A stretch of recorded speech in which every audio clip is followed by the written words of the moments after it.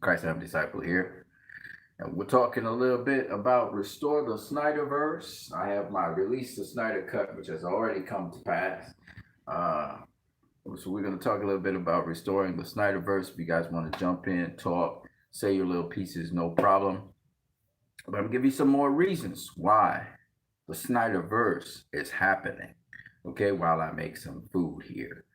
So I'm gonna give you all guys some really good reasons why the Snyderverse is happening. All right. And it has some of the evidence comes from Justice Con. Some of the evidence comes from technology wise. We're going to talk a little bit about it.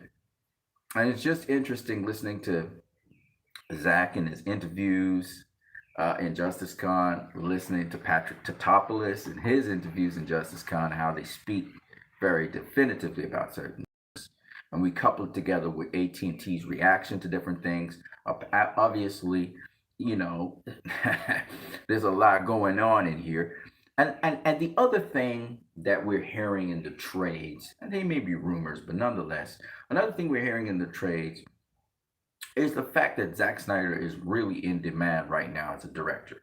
He's kind of like the hottest thing out there right now in terms of directors all of a sudden. Okay. And all of that is just testament to the fact that there is no way. Once again, I'm not talking about Warner Brothers Pictures. You know, Warner Brothers Pictures probably knows they dropped the ball now by this time. I am talking about HBO Max. I am talking about AT&T. There is no way those two companies, after investing $70 million into Zack Snyder's Justice League, is going to just suddenly abandon building on that and the fan base that they have, and now the worldwide recognition of this director. And on top of that, the success this director is having, and he's on a high right now. The fact that this director has his own Comic-Con centered around him. There is no way. This director is rumored that Kevin Feige wants Zack Snyder to direct his Ghost Killer movies. And will Zack say no? Absolutely, maybe, maybe not. Absolutely not, I was going to say. Maybe, maybe not. But he is the hottest thing out there right now. There is no way. I'm not talking about Warner Bros. Pictures. I'm talking about AT&T and HBO Max. HBO Max is an affiliate of Time Warner, but they're kind of like separate from them, right? There's no way. In fact, let me tell you, let me put it to you this way. Think about what I'm saying. Netflix came out and said, oh, we got to have a theatrical cut. We're going to have your movie, Army of the Dead, in theaters. Netflix said that. Come on now.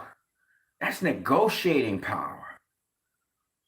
Do you think HBO Max, listen, y'all don't understand. HBO Max, we already know Zack Snyder's Justice League is going to be in theaters in limited proportions. Let me see if I can make this. Let me see if I can make this somewhat clear to you.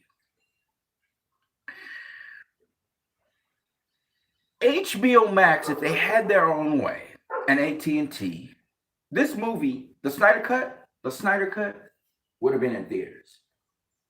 Period. Okay? The people who blocked that, and I say it again, it has nothing. The people who blocked that were the executives at Warner Bros. Pictures, particularly Toby Emmerich and Sarnoff and Walter Hamada. I want to single them out because I want you to realize not all the executives at Warner Bros. Pictures go along with that. And just so you guys know, the former exec of Warner Bros. Pictures, Greg Silverman, said this is a no-brainer. Greg Silverman said that. want you guys to understand.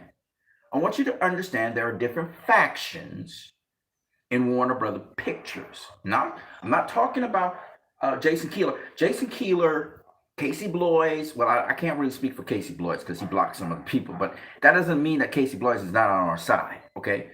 It just means that he's kind of, don't bombard me with that shit, okay? He's too busy for that. But it could be that Casey Bloys is probably more leaning towards Tommy Emmerich's side. I can't say. What I can say is Jason Keeler and John Stankley, there is no way. I mean, think of Jason Keeler. He came from Hulu.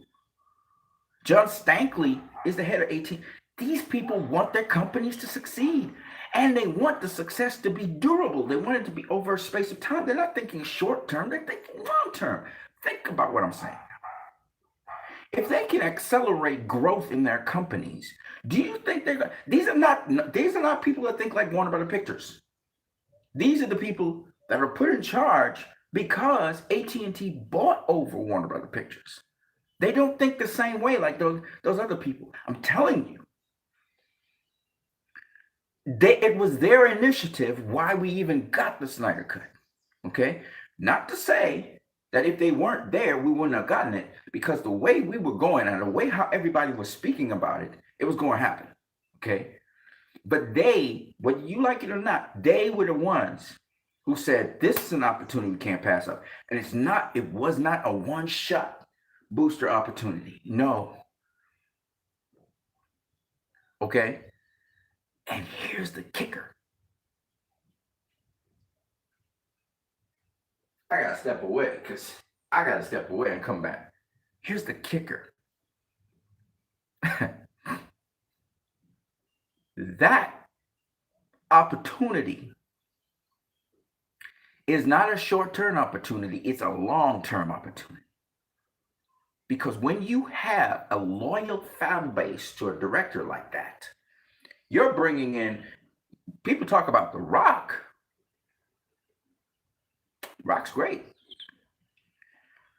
But Zack Snyder, you have a fan base loyal to Zack Snyder. That means a series of movies. Anything with Zack Snyder's name attached to it. That's a director. So a director could have executive producer on a movie. And the fan base could support that movie because of its affiliation with the director. Not only its affiliation with the director now, mind you, but good standing with the director. Maybe some of the actors really, affirm the director, whatever. All right? People go watch that movie just for that. So HBO Max and AT&T's like, I don't know what Warner Brothers was doing. I don't know why they're trying to separate themselves from Zack Snyder. But we have a different philosophy. All right, and we saw it. We saw it with the Air Cut. We saw it. AT&T actually directly responded on Twitter, and not many people are talking about that for whatever reason, but it was out there, and they're on the go. They are on it, but they have to take it one step at a time. So please do not get the wrong perception. This is not something about, the Snyder Cut's not coming back. Warner Bros. Pictures doesn't want Zack Snyder back. They could not want Zack Snyder back till the kingdom come. They didn't want the Snyder Cut out there. That's a Toby Emmerich at least, and Walter Hamada and Asaronoff. They vocally came out and said, we don't want these movies out there. Leroy Khan, what's up, man? Great night. We need the Snyder. But you're gonna get it. You're gonna get it. But you gotta keep the pressure on them. You gotta keep those hashtags coming. You gotta keep on being vocal about it. And what I'm doing right now is I'm instilling hope in you guys, so you would press even harder towards the endpoint, so you can accelerate the process.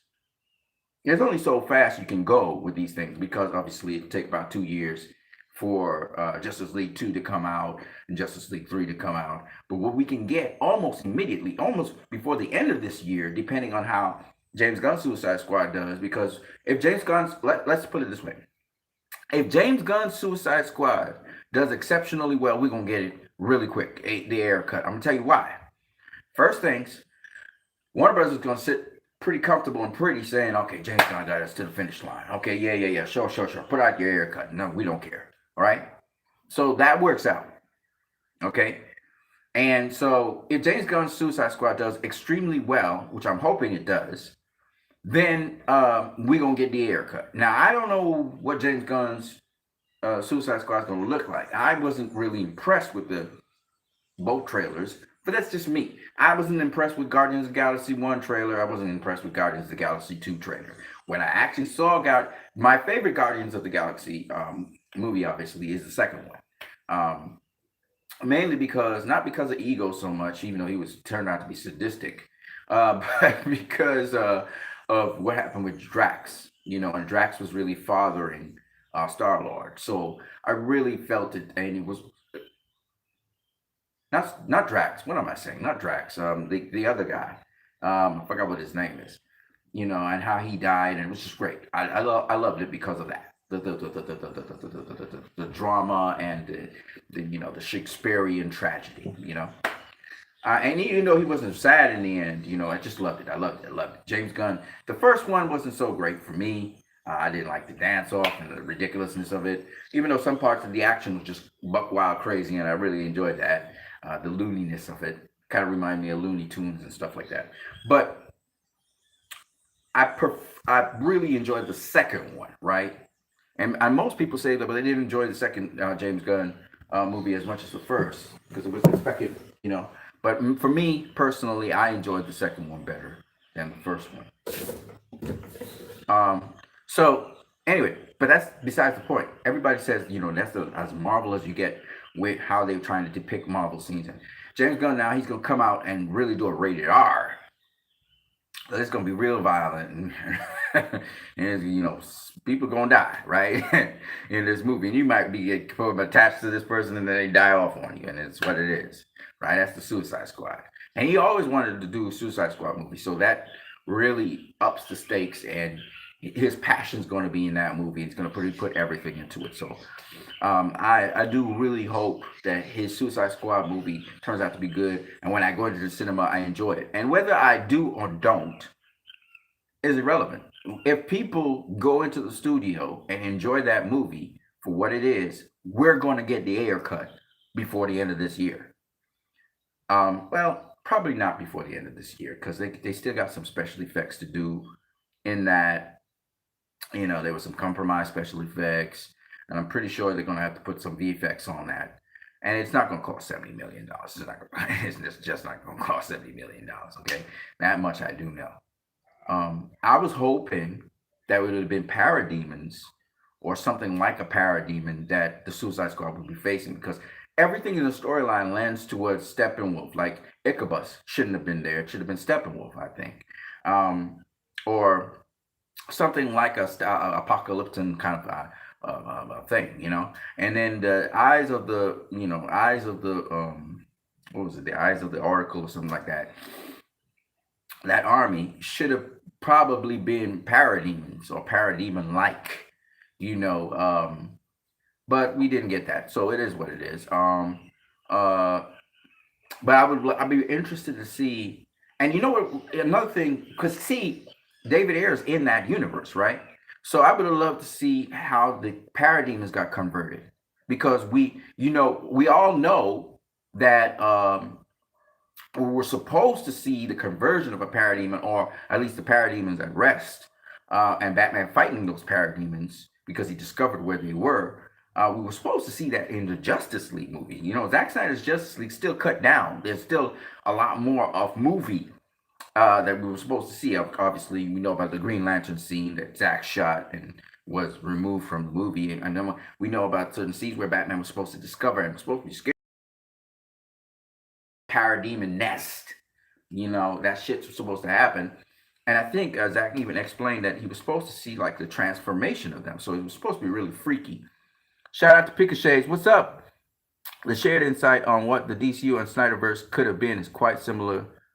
Hold on a second there. It's quite similar as in Drakengard and Nier series.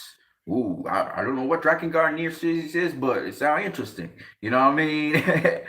Yeah, so again, it's not about what could have been. It's what's going to happen. So let me explain something to you guys. They ain't just bringing up gods willy-nilly for no reason. There's going to be a new god something. Okay, don't know what form it'll be in. It could be animated, it could be because Zach is now going into different media. He's doing an animated series on what is it, Den of Thieves or something like that, for Army of the Dead, right? There's an animated series coming out, and then on top of that, don't forget, besides the movie and the animated series, there's something else. I can't remember what it was that he's coming out with. So there's three things he's coming out with on Netflix. They're letting him do whatever he wants to do on Netflix. And I'm just saying, think about The Matrix. The Matrix came out, Matrix 1, Wachowski brothers. I remember that they're so advanced. And I think Zach kind of takes pieces off of them. The Wachowski brothers came out with The Matrix. Then they came out with the Animatrix. And then they came out with, remember, it was a trilogy. They came out with Matrix Reload. And then right after that, Matrix Revolutions, right? Somewhere in between there, we had the Animatrix, which was a short animated series. And Zack Snyder could do something like that with the SnyderVerse. So let's say, for example, that there's some movies that, whether it's New Gods or whatever, that didn't quite come out. They could come out and animate. That's what I said. I'm not too sure how the SnyderVerse will actually evolve and come out. There are many different possibilities in that equation, and they may cross over many different paths, particularly with prequels. It may not be a comic prequel. It may be a comic prequel. So they may come out with a comic, or they may come out with an animated series, or they may come out with a series, for TV, or they may come out with a movie, or they may come out with some sort of virtual game. I mean, there's many different options how the SnyderVerse could operate and go through all of these different media. They may even have a streaming session, and all these crazy things. So there's all these options on the table that a lot of people are not thinking about. That's why I said, I know the SnyderVerse is coming. I just don't know exactly how it's coming. I do believe we're going to get more movies from the SnyderVerse. I also do believe we're going to get some HBO Max exclusive series from the SnyderVerse. So there's all these different formats, and sometimes they may move from the series into a movie. So they may start off in a series, and when it's so hot, they test out, like probably they test out a sort of continual version of the series where everybody they're like, man, you need to make a movie about this. If they get feedback on that, they may just jump into a movie and go into the cinemas with one. What I think they should be doing with their metrics is looking to see how just the limited theatrical runs of the Snyder Cut do in theaters, and then they should do a limited run in theaters if it's done so very well, and then they could just full-blown throw it into theaters if it's really doing that well. And let's say COVID kind of eases up even more, they should just do a full-blown throw, just like what they did with Avatar. They put Avatar full-blown back in the cinemas, and it did well. You know what I'm saying? And I'm just saying, just because a movie, you can throw a movie back in the cinemas. You know what I'm saying? And nothing wrong. There's no rules against that. So, like I said before, there's a lot of things and a lot of factors with the SnyderVerse. But I can tell you this. I believe the SnyderVerse is coming. Okay, so let me give you some more information, because I'm going through this. I'm trying to go through it as quickly as possible. I can't believe it's 19 minutes already. All right, so here's a couple other things to consider when we're talking about the SnyderVerse. One, I heard Patrick Tatopoulos say the following. He said, we still haven't seen all the features of the Batmobile, right?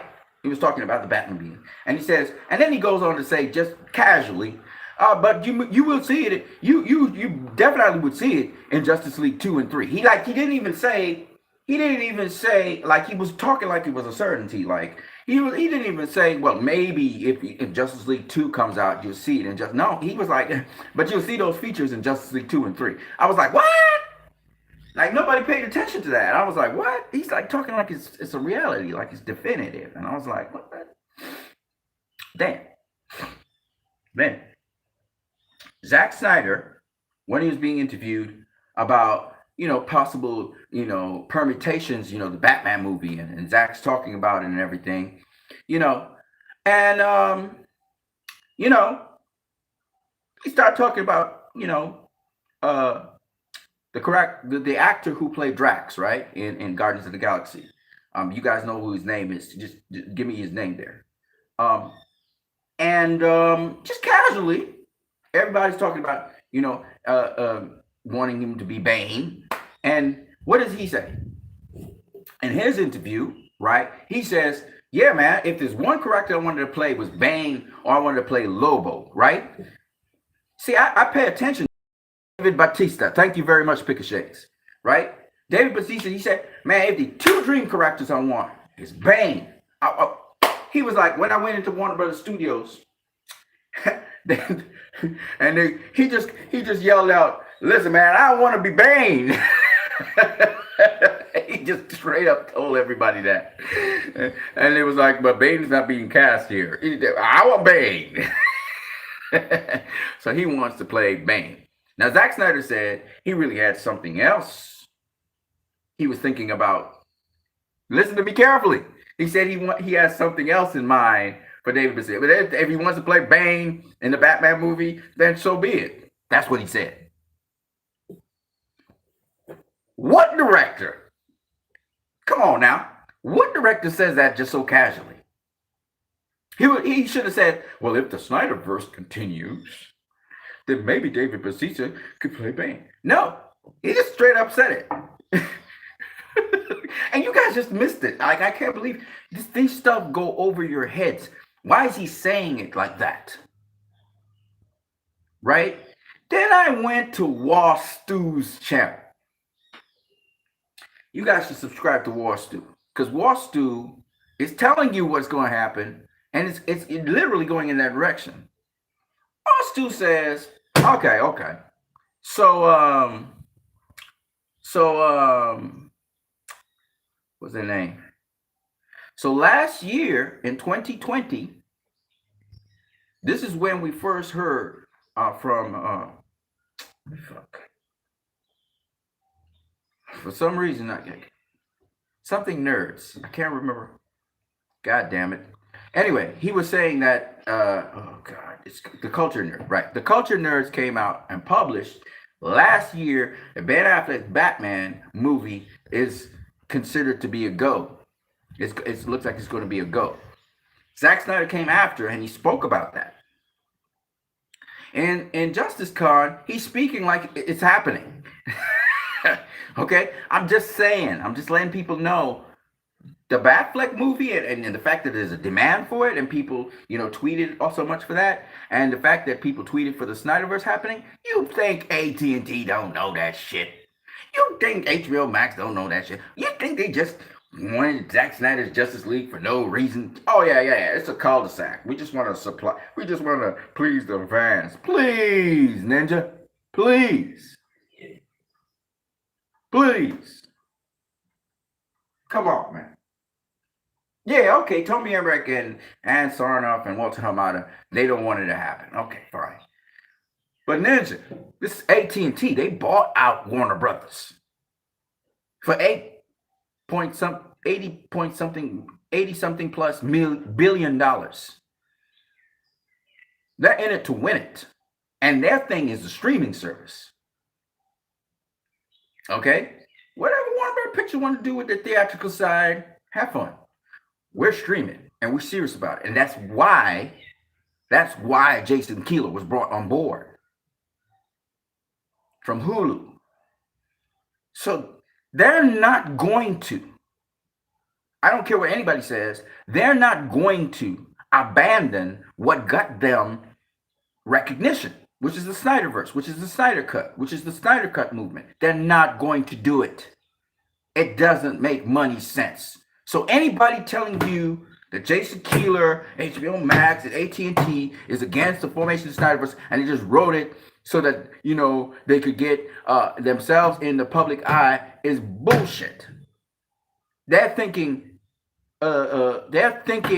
long term. They're thinking durability. They don't just want to boost and then They kick the Snyder Cut and the Snyder fans aside. Are you crazy? Yes, they're going to promote their other properties and stuff. They're going to do that, obviously, all right? But no, my friends, this is something that can last for a very long time. And not only is that, but think about this. Think about this. That's just one of the several wonderful things on HBO Max. That's why I'm subscribing to HBO Max Caribbean, because I already know what's going down. And for those of you that threw away your HBO Max subscription, that was rather stupid. And you're going to have to resubscribe. You made the wrong decision. Those of you who have HBO Nordic, hopefully HBO Max comes to your part of the woods very soon. But this is common. I'm gonna give you guys some more. So they talked about volume technology, right? Just this morning, Chris Wong Swanson on Ping Pong Flicks was talking about this, right? Volume technology. Again, I saw the interview too. I saw the interview with Zach. I was there. There's so many gems, man, in JusticeCon, but nobody's really, I don't know if anybody's talking about this, but you need to think, man, people. Critical thinking, man. Anyways, let's go. So, volume technology, right? Volume technology basically is this. Instead of using a green screen, so you're looking at an eyeball or an inanimate object, now you can actually see, visualize, because of the series of LED cameras around you, LED lights, sorry. You can be looking at the visualization, even though you're not in the same area. You could be looking at the director or visualization of something, right? And these LEDs remove that from the equation, so you can digitally put you into the situation in 3D. Okay. All right. That technology is actually cheaper than green screen and doing things via green screen. So what that means is making these movies is now more affordable than before. And that's just one of several technologies Zack Snyder is very familiar with. I want you to understand what I'm saying. HBO Max and AT&T are looking to be progressive. Can't speak for Warner Brothers Pictures, but I definitely can speak to HBO Max and AT&T. They're very progressive thinking. All right? So what I mean to say is, now I don't know if Casey Bloys is in the same vein. He probably be arguing, Casey Bloys is probably arguing for the Snyder Cut not to be on HBO Max. Or he's probably with Toby Emmerich. He's trying to say, oh, let's move on from that. He probably is one of those kind of voices. But I can tell you, I can't say for a fact that Casey Bloys is for the Snyder. I can tell you Jason Keeler and John Stampley are. Okay?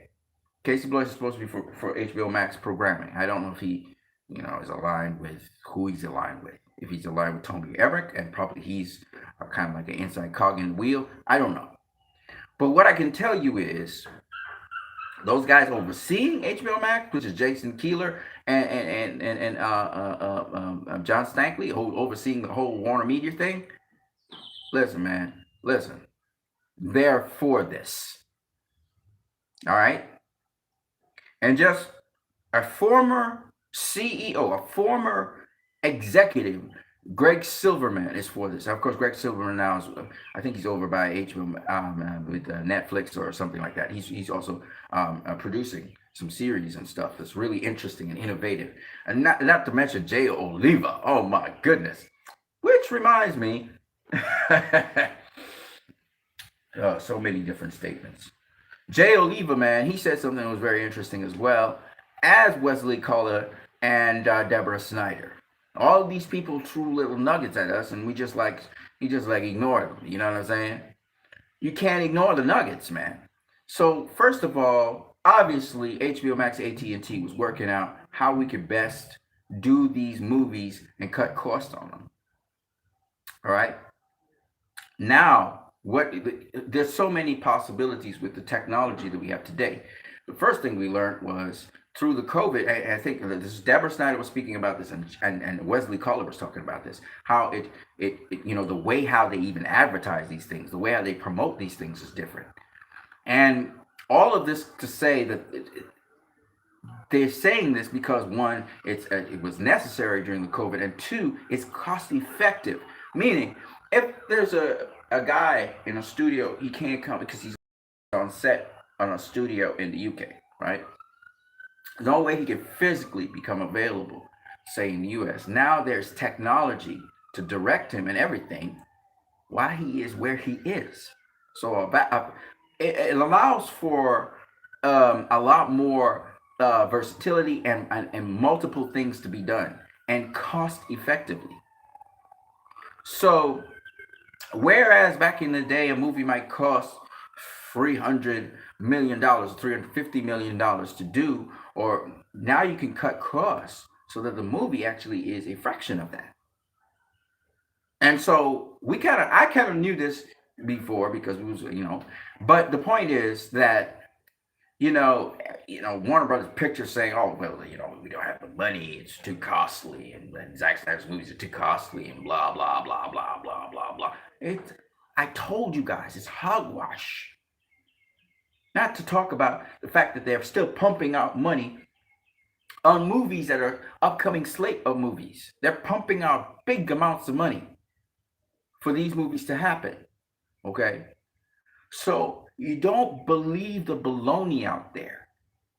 They don't have a case to stand on. The only reason Toby Emmerich, and I want to clarify something else before I let this video slide, because I know many different people watch my videos. I don't get the recognition for it, and I don't care. But many people watch my videos, and I wanted to add this very important salient point as an outside looking inside.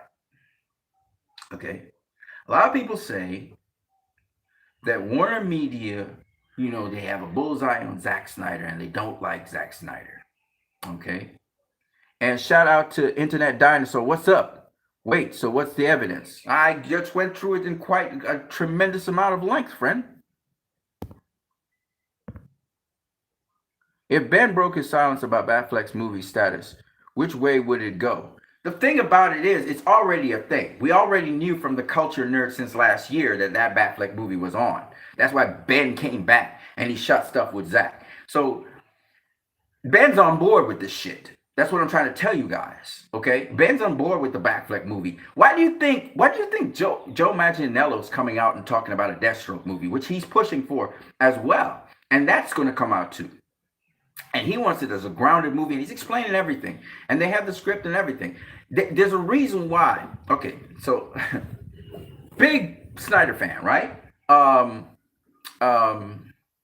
Aaron Michaels comes out and starts talking about the New God script. He's not telling you the whole entire movie, but he's giving you pieces to let you get excited for the New Gods. Why do you think they're saying this? You think this is just casual? You think this is just, they're just saying this because they like to talk about what could have been? No, dummy. It's because it's something that they're working towards. Because Zack Snyder, AT&T, and HBO Max have sat down and they said, Zack, what you want? And Zack has started to list out things, and the only people blocking him right now is Toby Emmerich, Walter well, not so much Walter Hamada. Walter Hamada is dealing with his properties, but he said the Snyder Cut was a cul-de-sac. Okay, so that's his opinion. So he's in the same mind as Toby Emmerich and Ann Sarnoff. Those are the people. There's others, but they're the key people at the top who are trying to not make that happen. But they can't stop it because I'll tell you, there's several different reasons I already said. But besides that, it's HBO Max's thing now. HBO Max decide we're going to do what we want to do with HBO Max. Now you can bring your content onto HBO Max, Toby Emmerich, but you don't tell us what to do with our content on HBO Max. So Toby Emmerich now he's trying to push back with, but we don't have the budget for that. And they're like, well, you never gave us any money.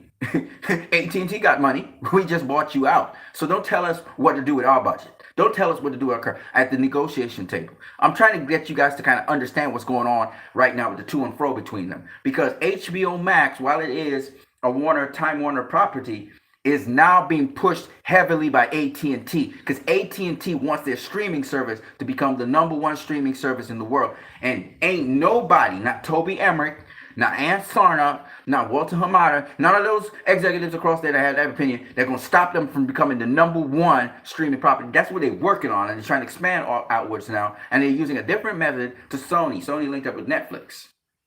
And Netflix is awesome, and Zack Snyder's talking about how awesome Netflix is because Zack Snyder is saying, you guys got to understand, it's a whole negotiation thing going on right here. Zack's like, man, I might just move to Netflix. And HBO Max is like, hell no. AT&T's like, hell no. We're going to make this happen somehow, brother. So in the foreground, everybody's thinking, but y'all don't understand. This is leverage power. There's a lot of leverage power going on.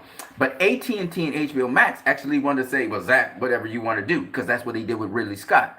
Ridley Scott, whatever you want to do with the series, man. Raised by Wolves. Whatever you want to do, brother. That's how they're moving. But because of, okay, so there's another thing I want to talk about here. All right, and if you guys haven't realized this by now, that's okay. It's okay. But that's what's really going on. Okay, Keeler, they got a gag order on them, so that's why they can't say nothing, right? But they don't need to say nothing. Watch their actions. Okay, so check this out. So check this out. All right, it's still a war going on in there. It's a friendly war, but it's a war. It's entertainment. They know they're playing their games, whatever. But you got to understand something. It's not vicious. Like, yes. Now, okay. So there's something very important I wanted to say, because I think that a lot of people think that it's sort of personal between Toby Emmerich and the executives and Zack Snyder. It's not like that. And they're like, oh, Zack Snyder's not Hollywood and he doesn't do this and he doesn't drink it. But I don't know what Zack Snyder does with his life, okay? Yes, he's not an insider of Hollywood. He doesn't dwell deep inside of Hollywood. We all know that. He came from advertising, came across, did his thing, did his 300, did his Dawn of the Dead. And that's how he got his recognition. Right. But the thing about it is this, right? That's not the reason why Warner Brothers Pictures has an issue with him. Yeah, okay, Jeff Johns, he's jealous of him or whatever, and Jeff Johns was vexed that he wasn't part of Man of Steel or whatever. But at the end of the day, and he's like, Zach didn't really hit it out of the park with Watchmen the first time around, and Sucker Punch didn't do so great, and Owls and Who. So I get where they're coming from, okay? I get where they're coming from, Jeff Johns and whatever. But that's not the reason why Warner Brothers has an issue with Zack Snyder. Picashay says, just got home from work. I found my laptop being left open since I thought I closed it last night before going to sleep. Okay. Here's the thing that I want you guys to think about, right? So, Warner Brothers Pictures is sort of the old model of how things go. All right? They go to the trades. They push the movie to the trades. The trades do X, Y, and Z, promote the movie. The critics come promote the movie. And that's how they do things. Okay? They're still under the old model. Zack came through with Man of Steel and changed the fucking game. Okay? He changed the game. When the critics were bashing Man of Steel and saying, "Oh, it's going to be a critical and an economic flop," you remember that? People were talking about how Man of Steel is going to be a flop. Nah, this is after I saw Man of Steel 6 times. It wasn't a flop, successful. But they kept on. The trades kept on saying it's a flop. It's a flop. It's a flop. Why?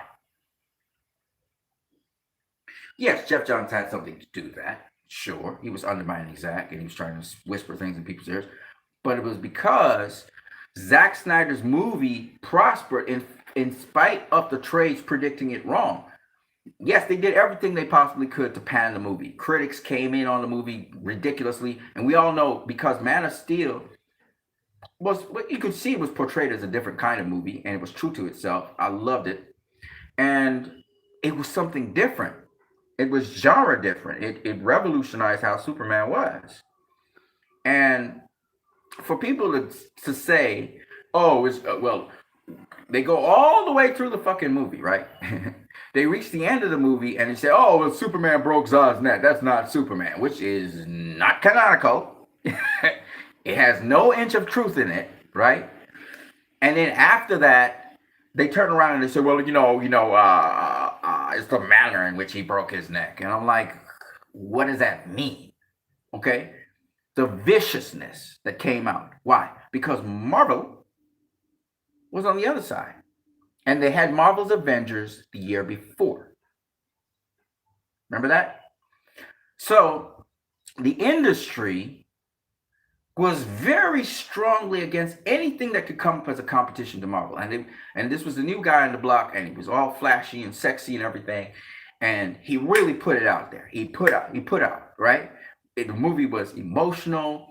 Most of the movie wasn't a violent movie. It was about a journey. It was about the progress of this character. It was about the development of this character. It was very emotive, very deep, very beautiful. And they tried to say, oh, it was gloomy and doomy, and it's bullshit. Okay, we all know that now. Because it's like real life. Real life, people don't just get powers and just become powerful. Like, you know how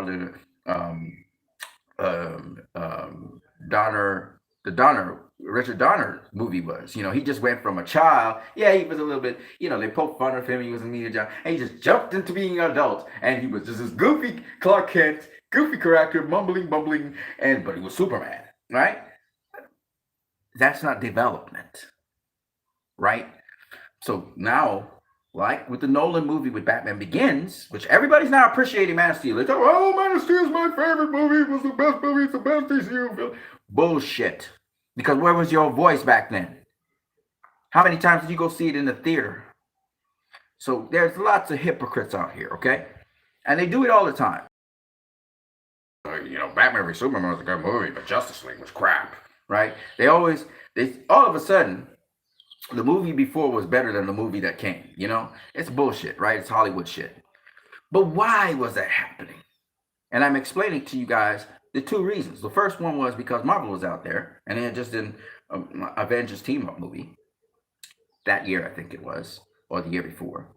And the second reason was because Zack had brought something different to the equation, and people had reacted on different to how the studios and not the studio, sorry, the Hollywood climate reacted to it. So the Hollywood climate decided to have a coordinated response to pan the movie. It had to fail. That was the mandate that was sent. I don't know from who, who convinced these people to go down that pathway. But they did, and they decided this movie has to sink, okay? So that was the mandate in Hollywood at the time, and the trades were going down that road relentlessly, right? But,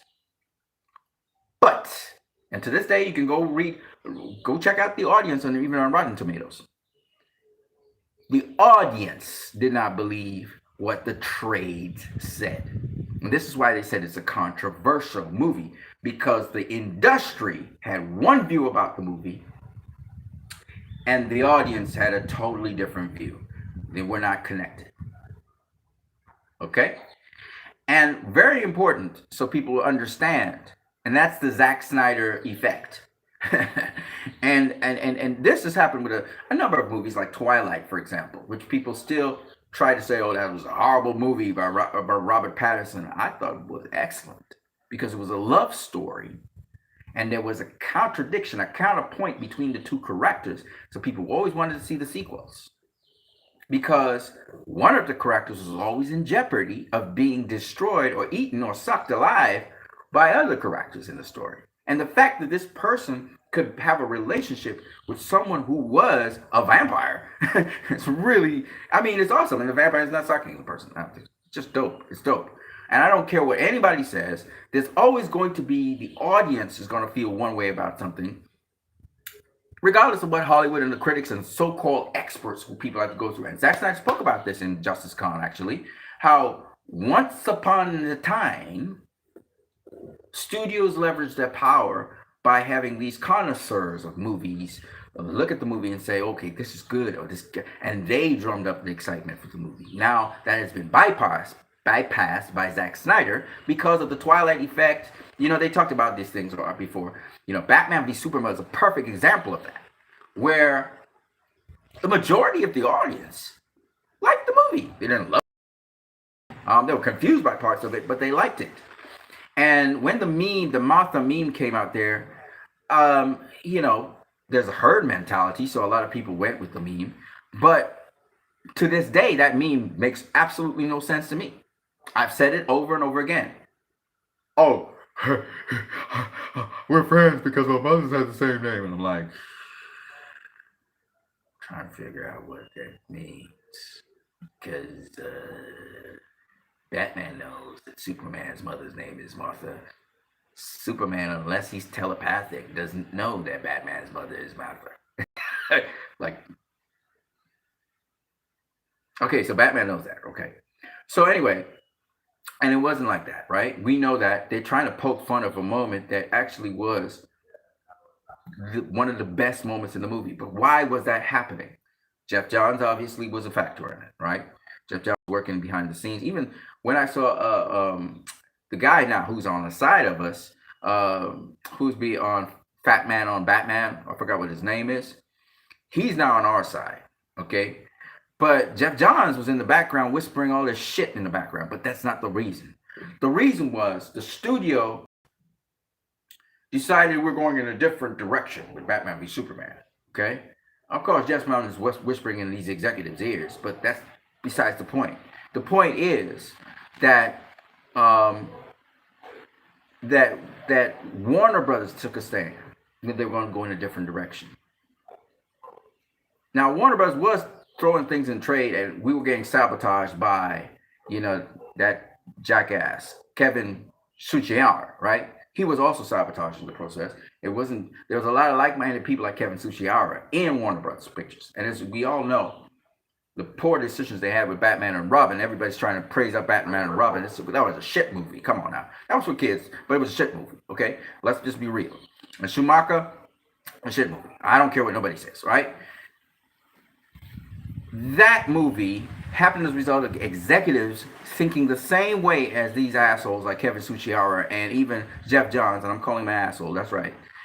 Because those two guys were thinking, oh, no. Heroes are always optimistic and up and happy and right and yeah, look at Marvel, right? That's stupid, okay? All right, it's stupid. You can put real life, real world situations. And I know that I was listening to the actor who plays Martian Manhunter, and he's talking about being in a fantasy, and he doesn't want to be in the real world and doesn't need to think about real world implications. But real movies do that. Okay, they always do it. They always address real world situations. Oh, I'm not going to the cinema to watch a real world thing. Then why do you go into the cinema? Why did you go into the cinema to watch? I can think of so many movies. When you go into the cinema to see a true adaptation, Malcolm X. Why did you go into the cinema to see Malcolm X? If you want to escape, right? I'm not saying every movie needs to be Malcolm X, but that's not literally like an autobiography, okay? But giving you in-depth JFK, the assassination of JFK by Oliver Stone. Why did you go into the cinema to see that? I'm just saying. So don't say that shit, okay? Yes, we know it's a world of make-believe, okay? But that doesn't mean because art always imitates life. So don't tell me Henry Lennox, good, great actor and everything, and I understand he has to pretend to be in another world, whatever. But I'm talking about cinema is not just escapism. And Zack Snyder challenges us all the time. In fact, he even said it in the Justice Con. He said, some people come in, looking for the intuitive and the thing. And he says, we're always looking to challenge your intuitive. We're always trying to flip the script on you all the time. We're trying to flip the script on you so that you would rethink a situation and see, how a situation may be. That's something that Zack Snyder always does, okay? And the reason for that is you must leave the cinema at least better than you came in, knowing more than you came in. All right? Yeah, okay. Godzilla vs. Kong's cool. Yeah, okay. You can go in the cinema and have a popcorn movie. Nobody say no. Go watch the Marvel movies too. It's easy. It's easy to digest. Easy to go down. Yeah.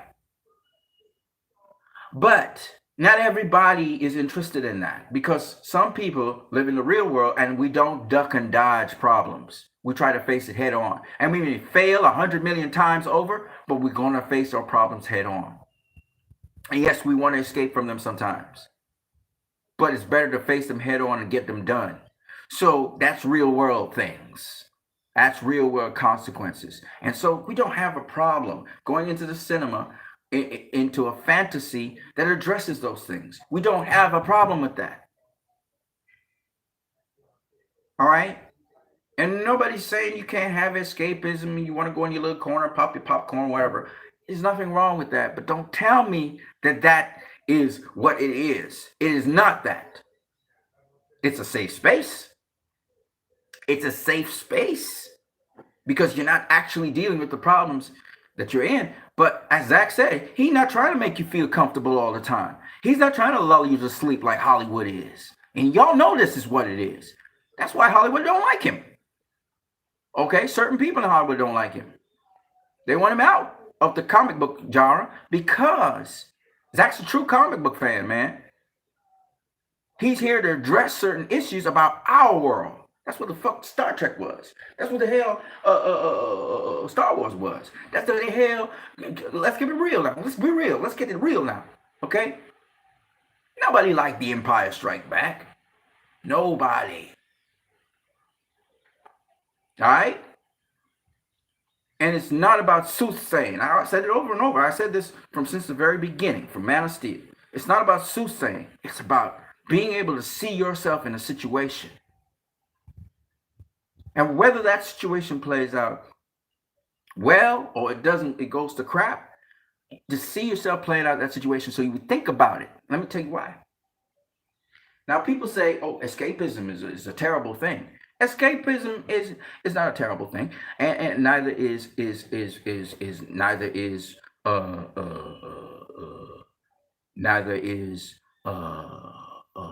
going into escapism all the time. What do you think? Escapism, people, addictions. Why do you think people are addicted to things? Because they're trying to escape a situation, and this feels good. But that's see, you got to have nutrient content even if you're escaping a situation. That could help you, inform you. Okay, we like to say in boxing, when something's really serious, we say pause, right? You want to pause from your life and the things you're dealing with in your life. But that pause is like if you read a book, right? That's a pause too. It takes your mind off of your present situation, your present challenges and present problems, and get your mind projected somewhere else. That is call that escapism somewhat, but it doesn't mean that the content has to be candy, nutrient deficient. Oh, I just switched my brain off. That's the best way to escape. Stupid.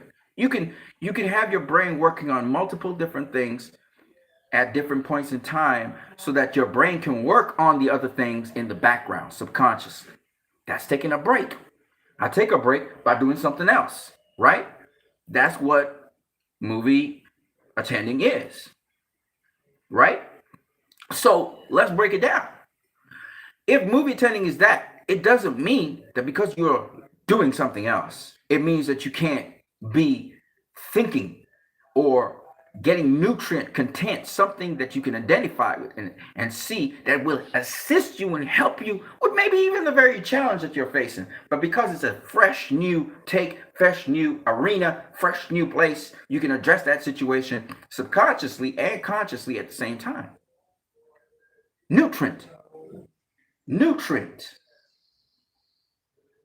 Because otherwise, you should be able to just pick up a book that's just hee hee ha ha all day long. Hee hee ha ha. Oh man, this book's so funny. Hee hee ha ha.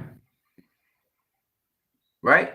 But for those people who pick up books and actually read, they know that, yeah, okay, you may have issues with something, but you go into the book not to just be in a fantasy, even though the book may be fiction. No, you're going into that book to see what the story is telling you, and you're also adding certain little gems and little trinkets as the journey is going along to your journey.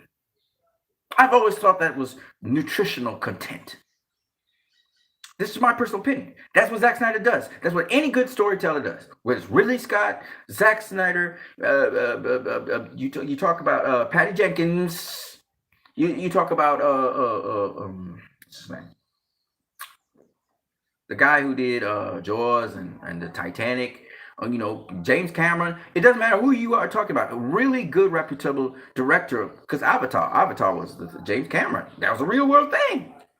Okay, respecting people and their environments and the environment and their worlds. I mean, what I'm saying to you guys is, and science fiction. That's what science fiction does. It pushes the society forwards by making you think. That's the whole point behind it.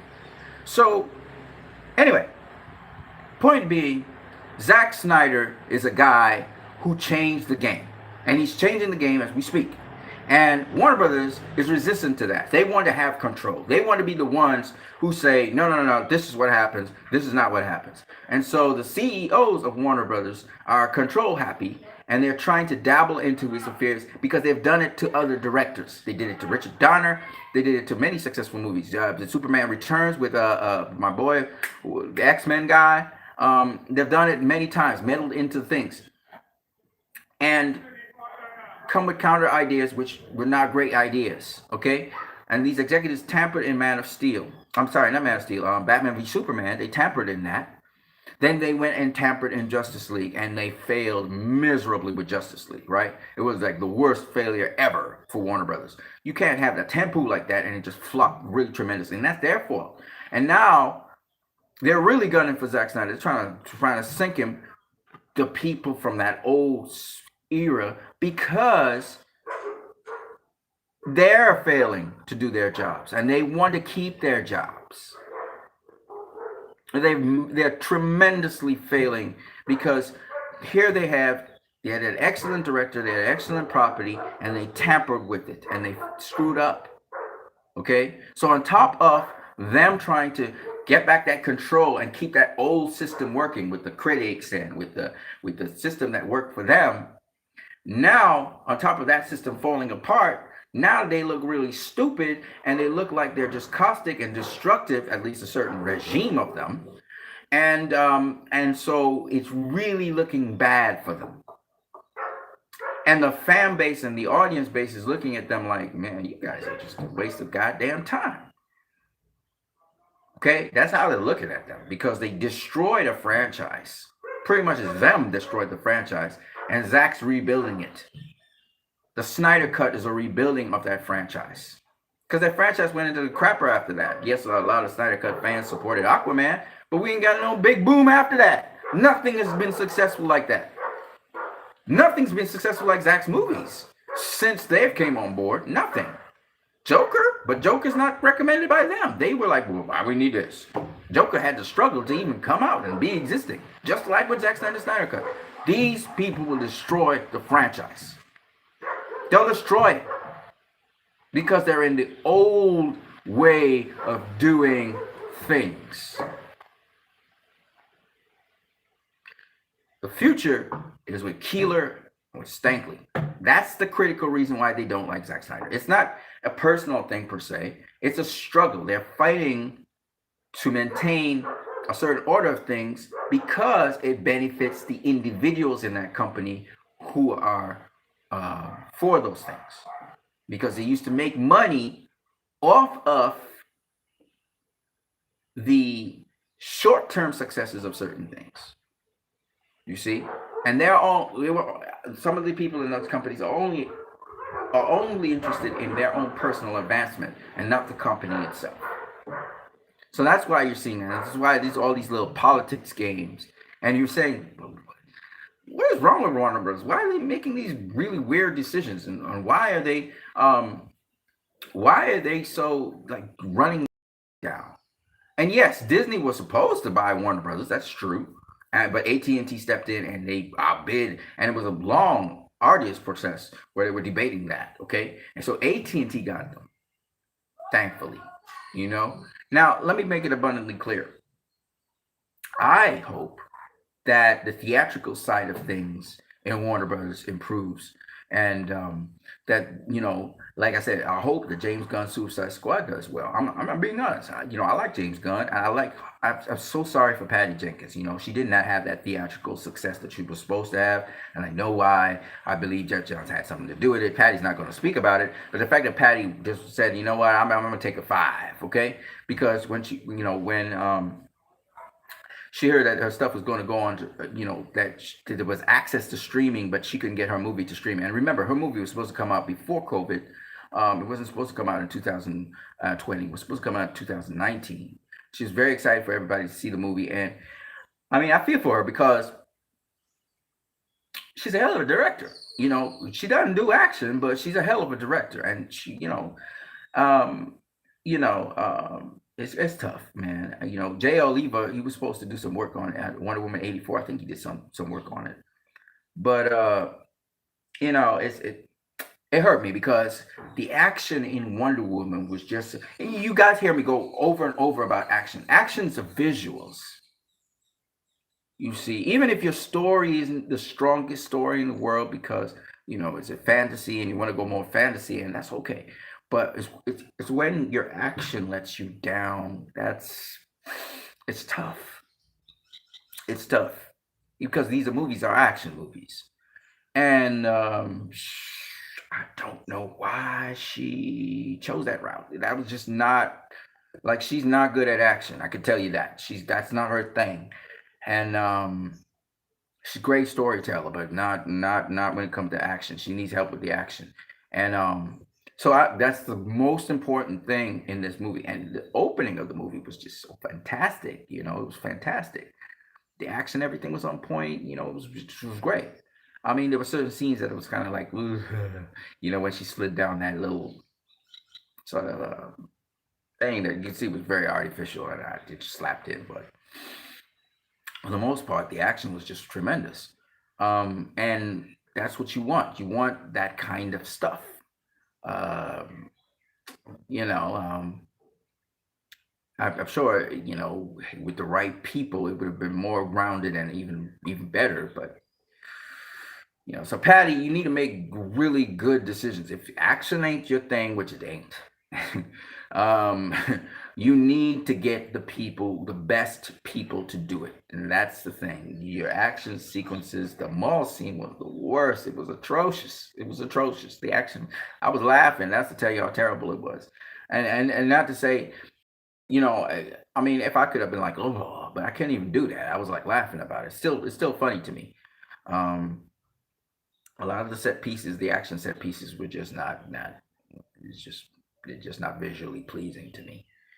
Um, it just weren't, and I think that's the problem. It was a it was I mean, the second film was definitely a letdown compared to the first film. Patty did Patty, but Patty don't do action. Just telling you, she's great at drama. She's great at the acting. She's great at what she wants. But whoever you hired to do that action, they did a number on you, Patty. They hurt you. They hurt you real bad. They hurt you real bad. You need to fire those people. Never hire them again. I mean, they hurt you real bad.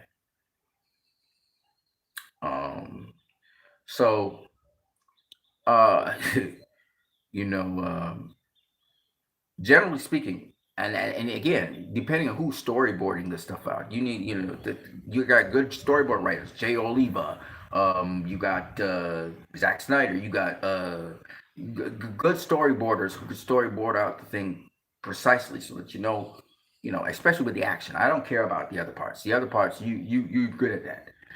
It's the action part that really got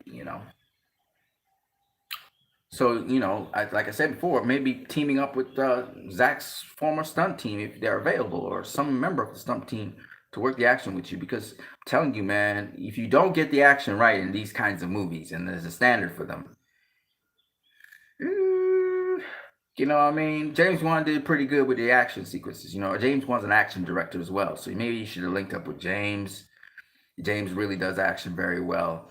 I mean, you gotta find somebody who does action very, very well. If you want that story to sustain, it's not going to be sustained if you. This is Wonder Woman here, man. Even the flight scene, I didn't like it. It was like, it's terrible. And it's because she was too wooden. She was just too stiff, and they're not supposed to be that way. You know what I mean? Look at how she leaped in Wonder Woman, the first Wonder Woman movie. Look at how she was flying through the air. Look at the angles. Look at that. I mean, come on now. You gotta get your action right. And so that's not your thing, clearly. And you need to get the right people behind you to do those action sequences. Some of them were really good, or okay. They were, nice sequences, and some of them again are just terrible, just really horrible. Like there was inconsistency in the action. Like some of the stuff was like, oh my god, what are you trying to do, Patty? And there's no excuse for it. It's just terrible, and and that turns people off. Okay, so they wouldn't have repeat viewings. The story wasn't bad. It wasn't a bad story, like I said before. I kind of liked it. It was alright. You know, longest story in the world, but it didn't need to be. It just needed to have proper action in certain parts, and it felt sort of like a Marvel movie sometimes with the action. It was just terrible. It's terrible. It's just terrible. you know, it's terrible. I'll be honest. Okay, so anyway, so that's why with Zach, you know, uh, Warner Brothers had this thing out for Zach, Kevin Suchiara, all these very ridiculous ideas. Yes, I know Jeff Johns is still in the background. Yes, I know Jeff Johns was trying to push this narrative through the trades and stuff. It was really a gutterance from the inside. We hear that Jeff Johns actually leaked stuff to Kevin Feige, and Jeff Johns has been doing that for a while to sabotage the SnyderVerse. So we know Jeff Johns in the background, but Jeff Johns by himself couldn't do this. And the way how Warner Brothers views Zach and everything, I think is mostly because the executives, again, like I said before, and you know what's the interesting thing? The Snyder fans knew that Jeff Johns was sabotaging Zach for the longest while. I didn't buy it. I was like defending Jeff Johns and stuff, and now I turn around and I'm like, that guy was a real snake, okay? And he's still a snake to this day. He's still trying to finagle his way with the Green Lantern stuff. So he managed to get the Green Lanterns not to be in Zack Snyder's picture. Zack's pictures in a nice way. It's like Warner Brothers was like, we got something coming out. We want to be the first the Green Lantern stuff. It's like, don't you think it's a little too late for that? Didn't you show a fucking Green Lantern?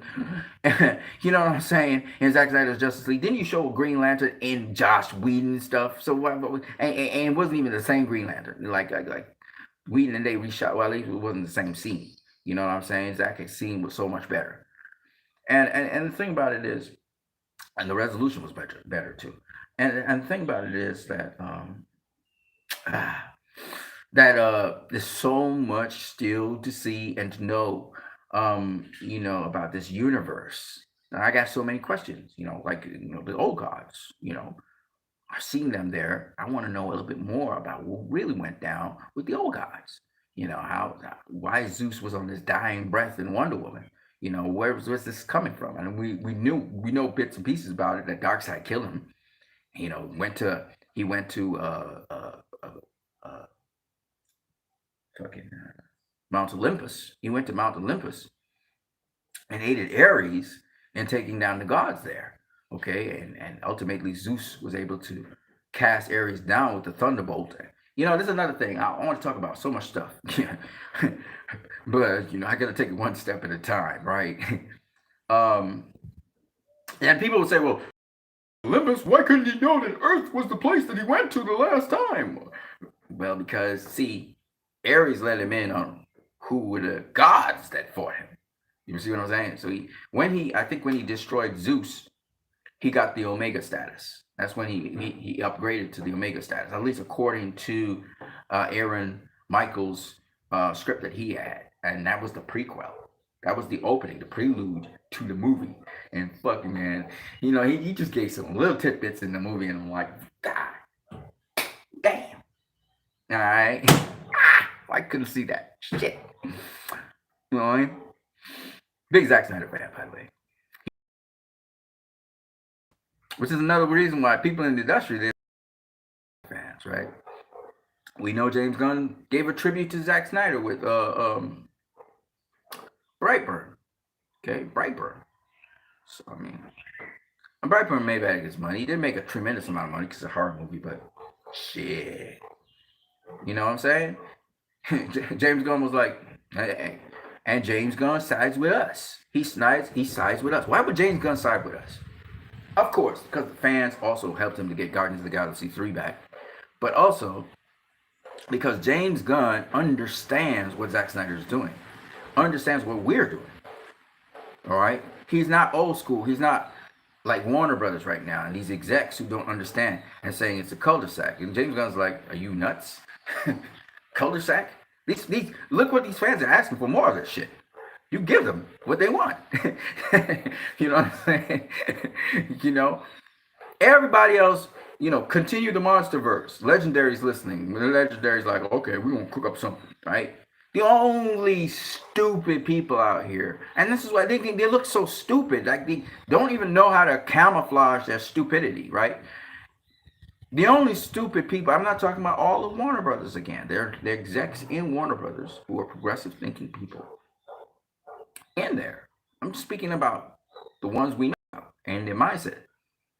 You so want to gain control and you so want to show that you could do something when you haven't done anything, quite frankly. Nowhere near on the level of what Zack Snyder has done, right? You so want to show that you could do something and you could save your position, okay?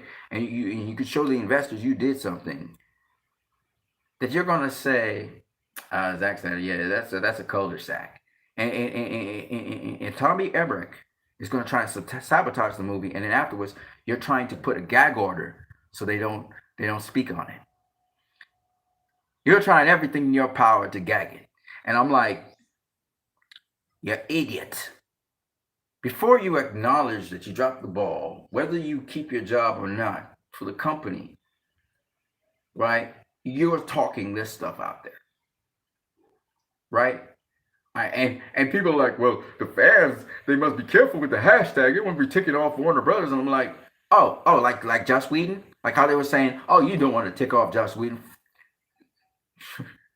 You know what I'm saying? I could go there. No, we're going to use the hashtag because we're fans. And we're going to get what we want. And it's not because we're just selfish, gluttonous fans who are like, no. Now, even though they'll try to portray it like that. No. We want a universe that was taken from us unjustly by Warner Brothers. They're in the wrong, not us. That's why this movement means something. It's not like, and we're not a culture that's a cancel culture. We're not saying get rid of your slate of movies, Warner Brothers, and screw Walter Hamada. No. We're going to support Suicide Squad. Yes, we are. We're going to support Suicide Squad. If it's a good movie, we'll watch it repeatedly because we want it to be successful. We're not like Warner Brothers with cancel culture, trying to sabotage Zack's stuff, trying to sabotage his movie, trying to sabotage future movies. We're not like that. We don't believe in that. That's not our value system. Or like if you like the movie, then go see it. What you like. There's variety out there. Not Toby Emmerich. Okay? Having a culture of toxicity when it came to the Justice League movie. And lying to us, saying, oh, no, we didn't touch Zack's vision. It's a lie. We're not like that. Okay? So, we're loyal too. So, what I mean by that is, we're loyal. I mean, if the movie's crap and it sucks, we're going to say it, right? It's what it is. At least most of the Snyder Cut fans, we know that. I was under the illusion. So I was like, man, messed up. But you know what? The movie, I seen MCU CG that was worse. As I started talking about Superman and his lip and stuff. But it made us value how much Zack Snyder's work is so much better than a lot of stuff out there.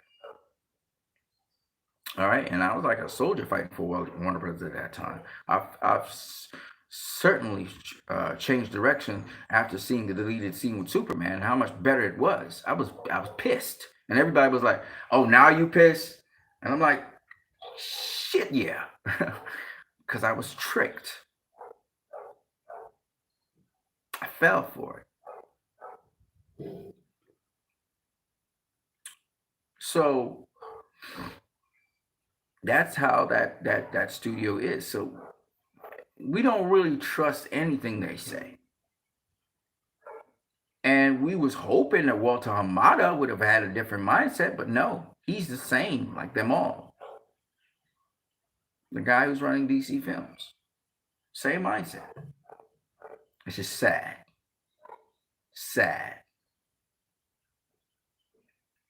But yeah, the SnyderVerse is moving forward, and no, Zack Snyder is not hated because it's a personal thing or anything. Maybe with Jeff Johns, but not with the executives. The executives just want control, and they want to say we command things, not the fans. The fans don't tell us what to do. And I get part of it. Like, for example, when there was a casting for Ben Affleck, for example, the fans was like, hell no, that's the worst thing. Gal Gadot, she's wiry. What are you talking about, right? Henry Cavill, who the hell is he? Right? So we get it. Not everything the fans should get. And a lot of times fans can be very fickle, right? We see what happened with Gina Carrozza. Okay, oh, she get fired, and Disney didn't even think. They were like, okay, I think she should. That's being fickle, right? And again, it's cancel culture. If you think about it, most of the times it's cancel culture. It's not well thought out. It's not somebody thinking and saying, but these were wrongs that were done here, and they need to be corrected. Okay, and we're seeing more and more wrongs done, and as we get a better picture, we see how atrocious this is. You guys need to do something about this, right? And there's actual factual evidence showing that. Okay, Gina Carrozza didn't do anything factually that was wrong. No matter what her persuasion is, no matter what her political affiliation. Kind of reminds me of Geeks and Gamers. Geeks and Gamers is a Trump supporter. Okay, Geeks and Gamers is a Trump supporter, and I'm apologetic about it. And he's in his own world when it comes to Trump. Okay, I do not agree with him. Okay, he's a little bit racist at times. I don't agree with that either. Okay, but with respect to Geeks and Gamers thinking that Zack Snyder wasn't associating himself with them, even though basically they were the ones doing fundraising, and they were doing a great fundraising job for some of them. I'm not saying all of them were there, but they raised a substantial amount of money for the cause.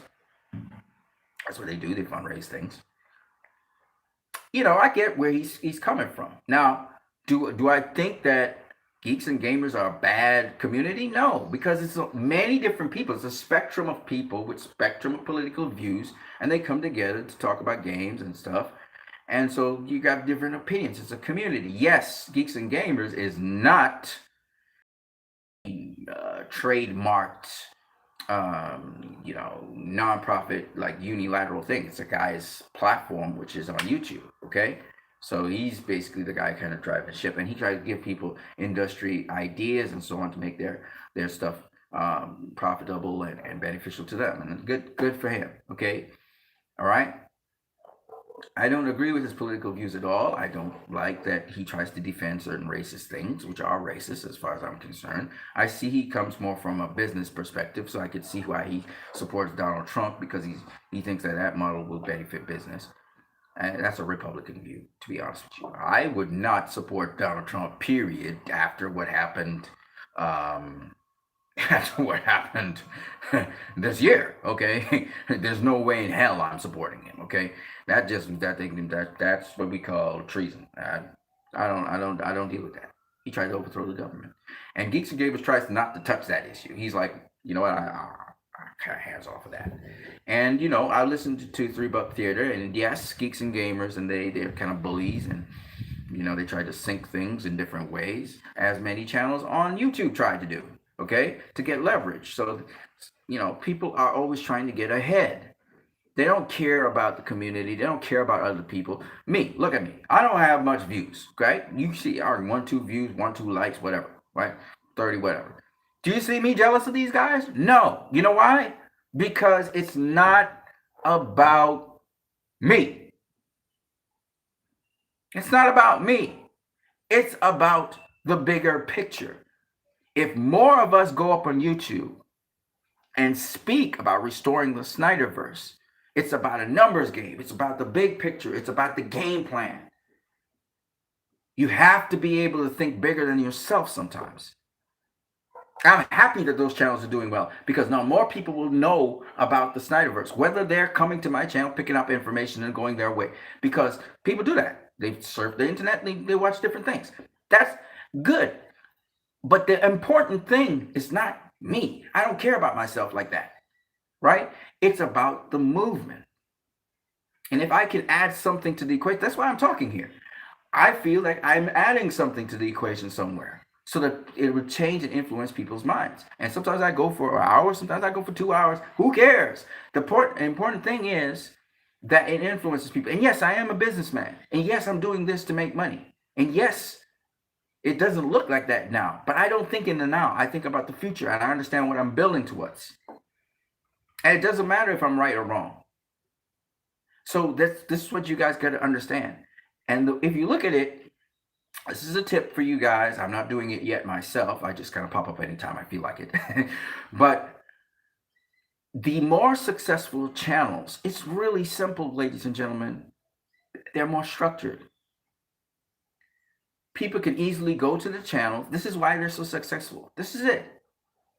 One, they have a structured format you can easily follow, and you can go to different points. I looked at Chris Ron Swanson. I looked at Beyond the Trailer. I looked at Dave the Film Junkie. I look at Film Gob. All of them have structure to their stuff. Then they have consistency. They've built up a fan base, and they're very consistent on what they do. So tips to you guys. Okay, all the small little channels out there. Okay, you guys know I'm an OG, right? You know I'm from way back in BVS days when nobody else was talking about BVS like I was doing. I was blazing it with BVS, right? I'm an OG, but I'm just telling you guys what it is and what it takes to be somebody who can live off of YouTube. You must be consistent. You must have an easy to follow format. And you must be somebody who your content, whatever it is and what angle you're coming from, your content is clear and easy and concise to understand. And that's just how it works with YouTube. And you'll get now YouTube's the algorithms and stuff. The YouTube right now is kind of messing up people in some respects and kind of doing things with them. So you can use another platform. The platform I use is StreamYard. And StreamYard, if you have a laptop, I think, I'm not too sure if you have an iPad, if it will work. You can actually project things up on the screen, and that's why all these guys are doing it, because they got their little laptops. But I am not waiting for the laptop. I'm waiting for StreamYard to get a little bit more advanced so I can use it on my phone and project things up on the screen on my phone. Because I'm not going back to laptops, ladies and gentlemen. No. That technology is just a waste of time. I just want to have a phone and do everything. So that's why I'm not going down that route. Okay? All right, so a lot of you guys out here, I really love you guys. I really got love in my heart for you guys. I can't tell you how much love in my heart I have for you guys. And I'm a guy that kind of, is up and he's down as well, like everybody else in life. You're up and you're down, you're up and you're down, right? Everybody got challenges. And that's what I love about Zack Snyder's movies. His movies are up and down because that's how life is. Yeah, okay, it's a fictional environment. It's a different scenario with superheroes, whatever. But at the end of the day, these superheroes are people, just like you and me. And they got to live their lives. You get what I'm saying? And Hollywood has a way of trying to sort of glamorize that. And Zach says, no. No, we're not going to glamorize it. We're going to make it feel real to you. I love all the homework and research that these actors do. Whether it's Joe Manganiello, whoever, they really go into it. They go into and they have to suffer and go through the hardship and everything. And and some people like the humor. Some people like, to have the levity somewhere when something's a little too hard for you to digest, the levity. And yeah, okay. But I always like to say this. I prefer for you to give me the burden on me right now and I don't like it, but it heals me on the inside, then you're trying to give me honey while this thing is going down, and you're saying, oh, it's nice, and it burns me. All right, I prefer to taste the bitter here, and then it's soothing here. Then you give me something soothing here, and it's bitter down here. That's worse. I'm just saying. All right, so that's basically what I had. There's a lot of other stuff I could say. I spent an hour and 25 minutes. I really can talk, man. I really can talk. I love this forum for that because I could talk a lot and actually record it, and you guys could watch it. You guys can enjoy it. Picker Shades. To you, I just want to say, keep on doing what you're doing. I like what you're doing. Picker Shades came out of the shadows and just really blazing it really heavy out there. Shout out to Truth 31, the Truth 31. He's blazing it as well. He's doing some good things. And there's another channel that I'm really extremely proud of, who kind of came off of this channel. I can't remember the name of the channel right now, so you guys, yeah, forgive me, brother. But you know, some of you guys came out from under this channel, and you guys came out of the shadows, and I like that. The more we need more organic people. You know, that's why I like Truth 31, because the Truth 31 is it's organic. It's like a lot of people just come out and talk, and I like that, and they talk for hours too. And we need more people, just a common person, be talking about this thing. And we're gonna get this conversation continuing online. You know, there's a lot of people who surf the internet and surf a lot of stuff, and all the big channels they surf. They surf as much as possible, and they find all these little channels. If you want to see what the ear to the ground is, I'm sure Warner Brothers, you know, certain branches of them, and HBO Max and AT&T, they do the same thing. So I'm gonna catch you guys later. This was a fun event because I wanted to give you guys confidence that the SnyderVerse is happening. That's not an if, but a maybe, right? So stay encouraged about that. What we need to do is keep on doing the hashtags, keep on attending the events, keep on. There's a strategy, there's a plan laid out so much. One of the things to do is to streamline streamline the plan. But more or less, there is a blueprint laid out there, and there's people who are on Vero. I would like to get back on Vero, but for some reason, I just can't get back on Vero. So I'm going to try again to log in, probably as a different character on Vero, us United or something, I don't know, and go back up on Vero, try to reconnect with some of the people I was on Veros with my dude. What's his name? Forgot what his name is. There's a couple guys on Vero, so I'm trying to get back on the Vero platform. The app.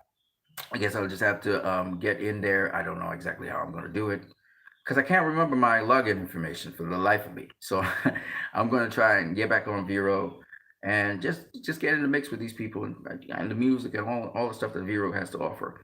Because I got some stuff I want to put up on Vero myself. One of them is Us United, which I haven't put out. I had to just rehaul the whole thing, so I'm kind of rehauling it and doing it all the way over. So it's crazy, but yeah. Not all the way over, but because I had certain I had archived certain data, certain places, and I moved it. So the whole thing just went, just went to France. So I got to do it all over. But when the time is right, I'm sure it will come out, as well as several other songs I have and other things I have to do. So on this channel, Christ I Am Disciple. Let me just leave this with you guys because so it's important to leave a piece of scripture because that's what I do, right? I'm supposedly a scripture boy.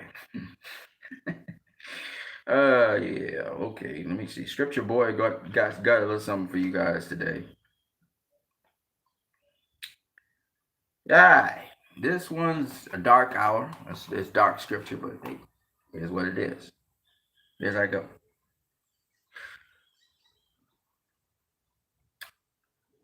So Jesus went away and he prayed and he spake the same words. And the words he said was this. He said, Father, if it's possible, because all things are possible with you, take away this cup, this burden, this task that I have from me. But nevertheless, Not your will. Not my will, sorry. But yours be done. And he returned from where he was praying, because he was praying. When he was praying, he started to bleed through his skin. His blood capillaries started bursting. That's how intense it was. And it mixed with his sweat. So they said his sweat came out as drops of blood. Anyway. So he returned from praying, where he was drenched in blood and sweat. And he saw that his disciples was busting some sleep because they was tired. They're just eating some food. He told them, hey, man, you guys need to pray with me now. I need some support. He was all by himself. This is a guy who had 12 disciples, and not one of them was up with him in the night. They was all sleeping. He had ethnic fatigue, and they was off. They was just gone. He was alone. It's dark, what I'm about to tell you. This story is dark, okay? So for those people who don't like dark stories, walk on there. And he saw them sleeping, and he said unto Peter, Simon, man, you still sleeping, bro? Can you not watch 1 hour? Peter ain't hearing shit. Peter is just out. Peter out cold, okay? And then he said this to the sleeping Peter. He said, man, I needed you to watch and pray, lest you enter into the temptation to sleep. He said, man, y'all guys really are eager to follow me and to do things, but you have the zeal, but you don't have the will to be able to follow through with that zeal. He says all this while they're sleeping. Now you better ask me, which is a right and correct question. Who the hell is writing that down? Because witnesses are all asleep, right? Who's writing this down? It's retroactively. It's being written down. Jesus talked to them, obviously, when he was resurrected, and he let them know what went down. And that's how they're able to write it down. That makes sense? By the way, this is the book of Mark. Some of y'all don't care. And the reason why I'm reading this scripture, just so you guys will know, before I go on, because I'm going to go on, it's dark as hell. It's one of them dark passages. And yet, it's a hopeful passage. Because it gets you to see, as they say, he crossed the chasm. Yeah. You got to understand the sacrifice or the depth of commitment that a person had to a task at hand to truly understand the values that they embody.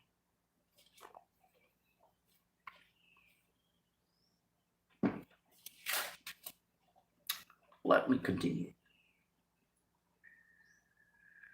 And he went away and he prayed and he bled and he spake the same words. When he returned, they were still asleep because they were tired. And when he awoke them, they didn't know what to say. They woke up like, huh?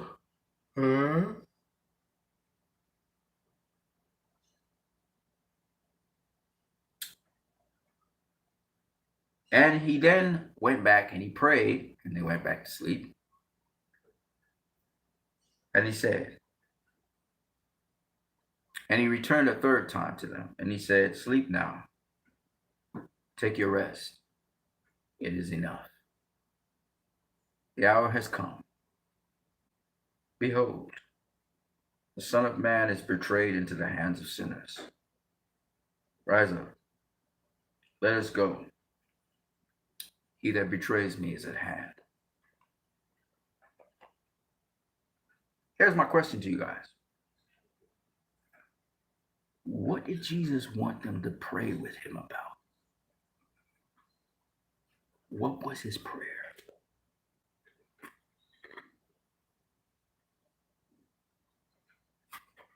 What was his request?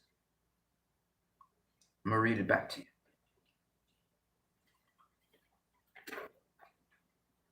His prayer went like this: Abba, which is Father.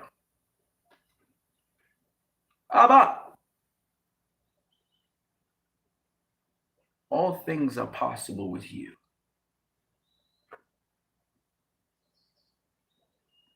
Take away this responsibility from me. Nevertheless, not my will, but yours be done. That's the prayer he wanted them to join in with him about. He wanted them to pray that if it was possible, he could be saved from having to go through what he had to go through.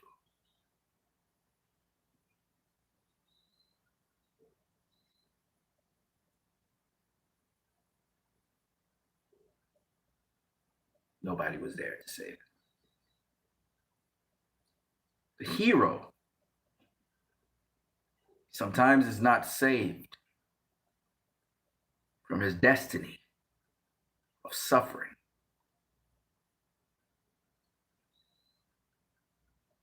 of sorrow, and of death. I know, because my mom died of cancer. The story doesn't always end in a heroic uplift. Sometimes it ends in tragedy. But that tragedy births a new beginning in life, better than it was before. It's the story of Job. It's the story of Jesus. He was looking for his friends, his allies, and there wasn't even one to save him. Sometimes the Savior cannot be saved. And he goes down with the ship.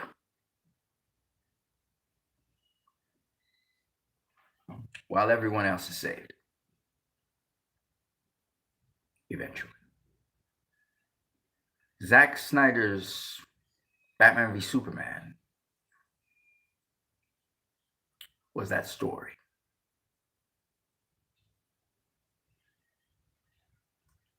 Zack Snyder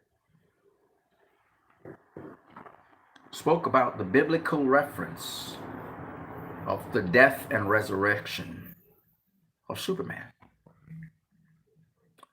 As we all know by now,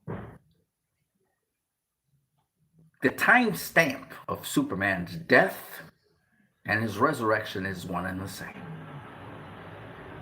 Zack Snyder himself, when being interviewed by Collider back in 2016, I believe it is, after BVS, explained that the death and resurrection of Superman is weirdly, in a way, similar.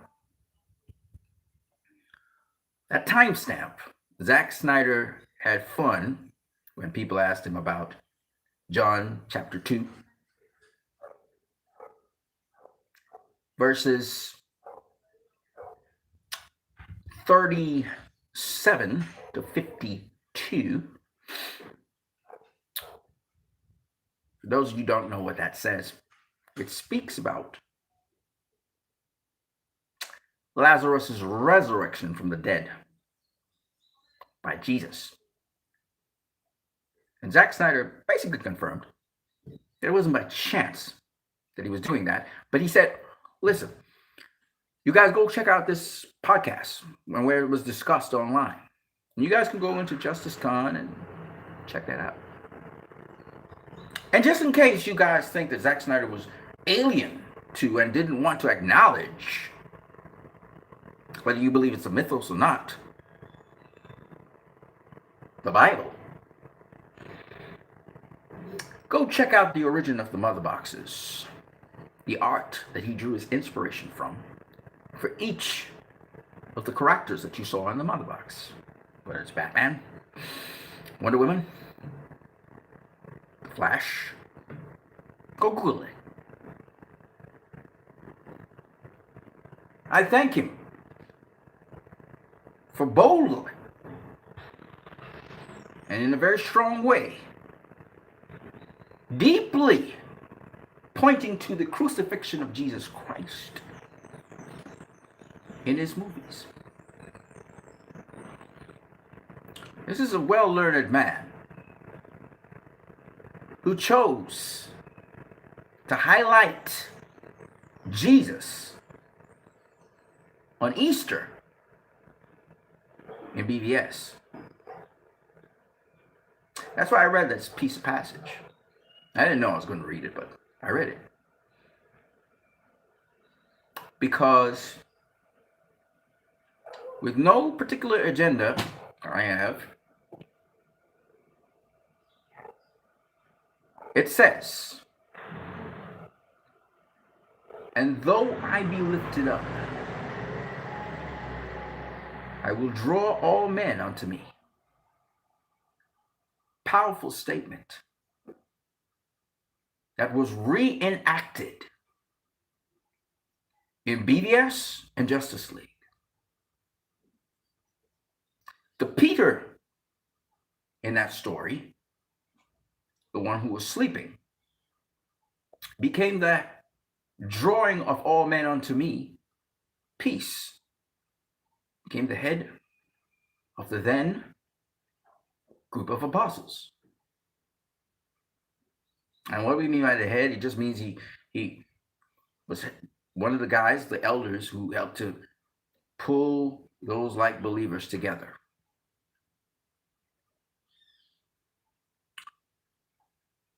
That person, that Peter, that stone, that Simon, was Bruce Wayne.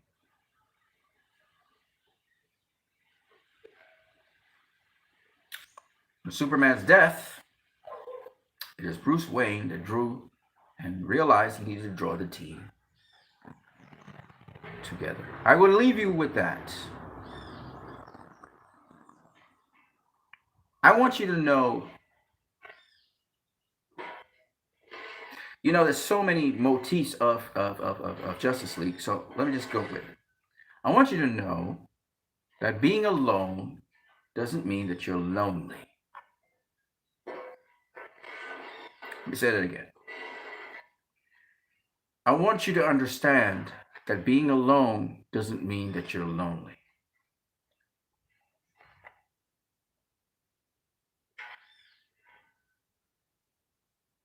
Someone who is by themselves, as in the case of Cyborg and Flash, for example, when they were doing the most important things and they were by themselves, at least physically. We're not alone. Now, it's one thing to be lonely, which is what we saw in the case of Cyborg. In the beginning, he was in a serious bout of depression for almost a year and a half after being brought back. Just staying in a room, doing absolutely nothing except longing for that life he once had. The Flash, Ezra Miller's character, was a lot more sprightly, much more energetic. That doesn't mean he wasn't depressed, but he was very determined. We see that these people were by themselves, but becoming a part of something which is what I'm trying to explain to you guys. Becoming a part of something makes it less about yourself and therefore your condition, and more about the community or us. I remember the song I wrote that had to do with the body. And, I thought I was by myself for many years until I found out I was part of the body of Christ. And that sounds ironic, seeing I was a Christian, or at least I professed to be a Christian for most of my life. But basically, all it means, so that a lot of you can understand and relate to it, is I realized I was part of a set of people who thought very similarly to how I thought, had similar goals to what I had. I was a body of people. So I was never alone. I just wasn't aware that there was other people like myself. This is the same thing with Zack Snyder's Justice League. The awareness by Barry Allen that there was a Batman and that Batman had come to make him a part of something bigger than himself. Barry jumped at that idea immediately because Barry had been alone. Barry had been alone. Cyborg didn't know, well, actually he knew about Wonder Woman, and then he knew about Batman. And so he was like, oh, you're looking for me? I'm going to find you. And he sat down. That's why he came to see Diana. Came to see Diana because he knew Diana was looking for him, first of all. And then second of all, he knew Diana was, when he started to use his gifts and skills, listen to his father use his gifts and skills, he knew Diana was like different, like himself. That's why that conversation happened. Okay? That conversation would not have happened if Diana was just some normal human being. No.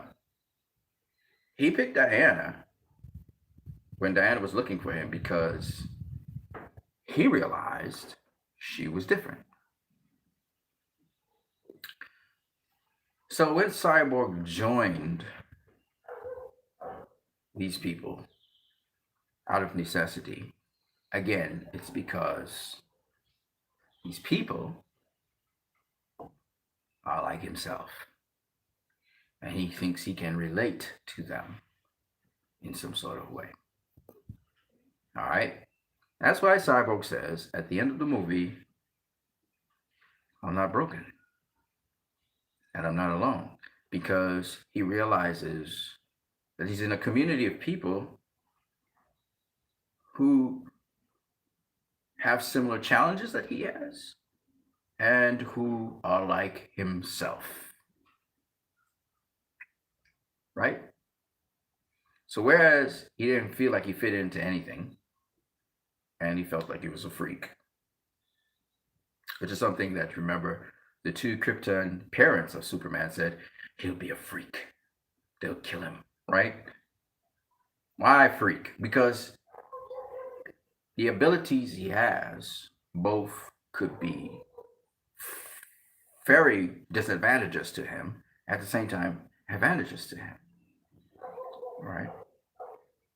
And so what Zack Snyder has done, and for all of you out there, you need to understand something. But first, what Zack Snyder has done is he has told us, sort of like the Joseph Campbell thing, but a little bit different.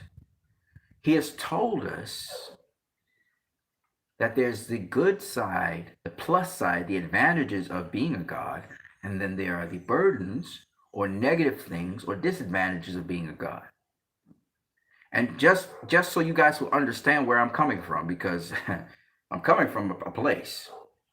As Jesus suffered, bled blood, and tried to do a double take on the task that he was supposed to come at hand with, so we too, if he's our boss, will suffer and sometimes come to terms where we have to do a double take on the task that is before us, because it's not always going to end in praise.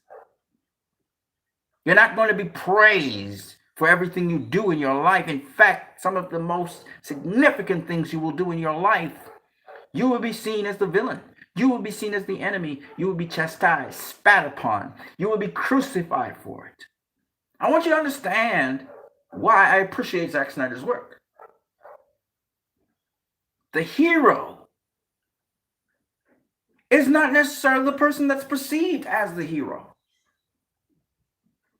In fact, your greatest reward is when men don't reward you. But as the Bible says, your heavenly Father.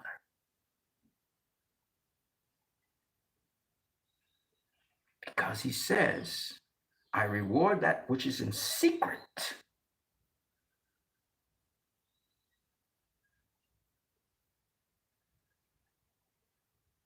And that's where Zack Snyder's coming from. So anyway, I thought I'd talk a little bit about that, because you see, I kind of went off course, but what I really want to say was this. All those characters, Cyborg and Flash. Okay, Cyborg, he got through. So because Cyborg got through, everybody knew about that, right? So everybody knew about the Cyborg part. But the Flash particularly. The Flash did something terrific that unless he tells the other Justice League members about, or anyone, only he and the Source know about. Those of you in DC know what I'm talking about when I say the Source. There are things that you will do that only you and God will know about. And no one will give you credit for it. And that's okay. You may lose your life for something that affects many, many people. But you will not get credit for it on earth. You may go down as the villain in many people's eyes. Oh, he succumbed to the evil one, because people are brainwashed into thinking different things about you. Oh, he's walking down the wrong path. Oh, he doesn't know what he's doing. Oh, look at that. He'd forsake this thing, and so look at him. This is the path, and people need to know that. When it wasn't that at all. You may be judged for things that you never did. What I want you to understand is,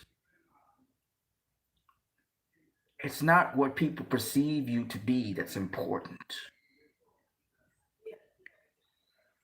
All the gods, Zack Snyder said, all the heavens, all the hells, all the devils are in you. That's what he said. Or Joseph Campbell.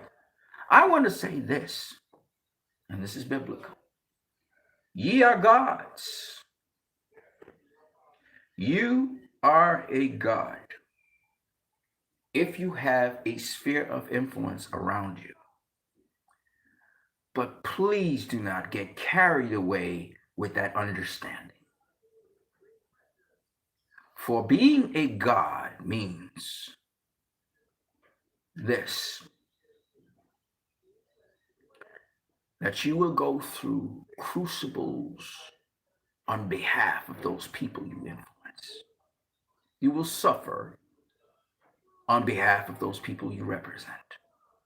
It is not all daisies and cherries and it's great. You will be tested on your moral fabric or on whatever it is that you believe. You will be tested. What I love about Zack Snyder and these characters is, oh, these are the people that are held up so high. And he goes into what we call the satanic or the adversarial approach to it. Let's test them to see if they are what they are. I remember Satan going to God and saying,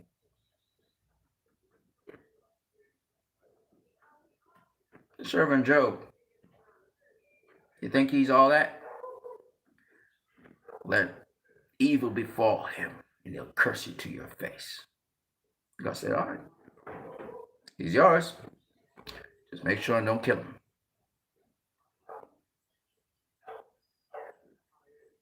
I'm trying to get you guys to understand when somebody is a center of influence, when you are a center of influence, when people look to you for information or things, or they come to see you, become a God to them.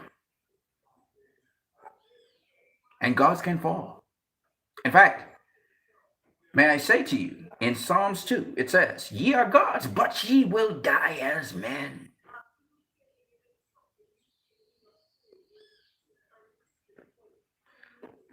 In short, what I'm saying to you is that Zach took a highly spiritual approach with Superman. And with these characters. And he very much lined it up with scripture. And I'm just appreciative of that as a Christian person, a professed Christian person. Very appreciative of it. I remember my cousin once saying that Greek mythology actually helps to assist in preaching of the gospel. I believe that. So I'm appreciative of this brother for that reason. Whether he's a Christian or not, I really highly value the fact that he would fearlessly push Christ in the atmosphere of Hollywood. I just think it's fearless. And so that's why I respect him so much. I don't worship him because I see a lot of people worshiping Zack Snyder and they're like defending him like, ah! I'm like, yeah. I don't think he's the greatest director that ever walked the earth and all that kind of superlative thing. I don't go there. But I like him as a person. I don't know if he's spotless as a human being. I doubt it. We all have flaws. He talks about flaws all the time. I'm sure he's, all I'm saying is I'm not caught up in the images of people. I'm just happy for the contributions they bring to the table because, again, when you worship someone like a god, I mean, honor them, that is. Worship and honor means the same. You worship somebody as a god and you bow down to them, and then they don't end up being what you think they were because they're things and they're people, for crying out loud. Okay? Don't be disappointed. Don't build a shrine to Zack Snyder. That's what I don't understand with some people.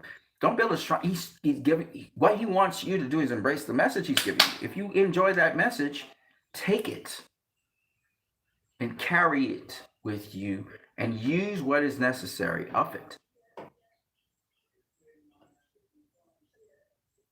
Okay? So I'm not here, like I said before, to raise my Zack Snyder pom-poms and like, not really. I geek out. I geek out majorly when he does certain sequences. It's just mind-blowing. But, because I like that stuff. And he's, it's awesome when it comes to that. But I also look at the other elements. And I'm trying to say to you guys, the SnyderVerse is going to happen. It's going to continue. And what we have to do, and I hope you can open your hearts to people, even people who disagree with this, is we now having this little, like I say, crutch sort of like, is to, because we kind of have a practical way, even though it's fiction, of understanding these understandings and concepts and precepts. Let's be much more nicer people to other people. Let's be understanding. It's hard because I'm ready to go to war with anybody and just argue. I like to argue. So, but let's be a little bit more understanding with each other. Let's try to pay attention to what somebody else might be saying to us. And it's hard, but it's something, it's a progress. It's something that for us, some of it is very gradual. We just make one little step that really in the right direction, and then we go into the negative. I should make cooking food. I just keep on talking with you guys. It's a gradual process. But as we evolve as people, when I mean evolve, I mean change. Okay, it's not evolve like, he's growing horns or he's getting a smaller head. No, I'm not talking about that. Well, as we evolve as people, grow every single day. And for me, I can't speak for you guys, but for me, God's everything for me. Whatever you think God is, my understanding of God is like the source in DC. Let me put it that way. The God, what I call the Most High, that I bow to. I just want to say to you guys that whatever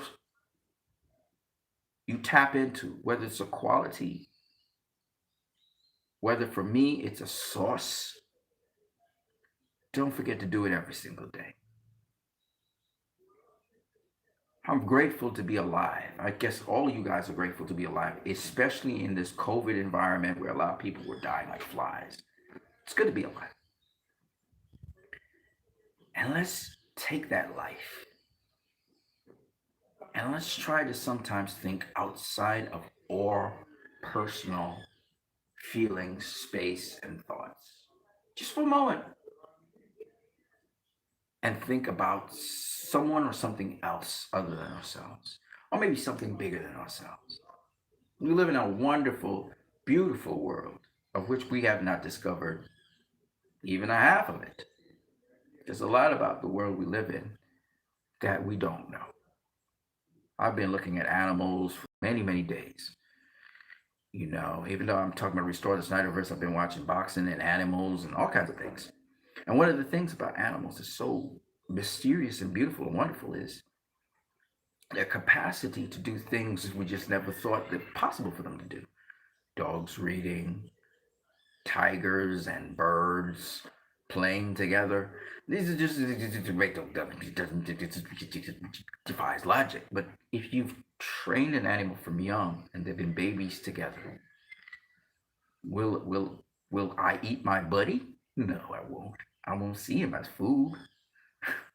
you know and it's these beautiful things that I just want to share with you guys about life, nature, and the harmony of things. It's very peaceful and it's very enjoyable. And if we could sometimes change our perspective and how we see the world and how we see things daily, it helps a lot in our growth. And we see things much more in a sort of a sacred way. Yeah.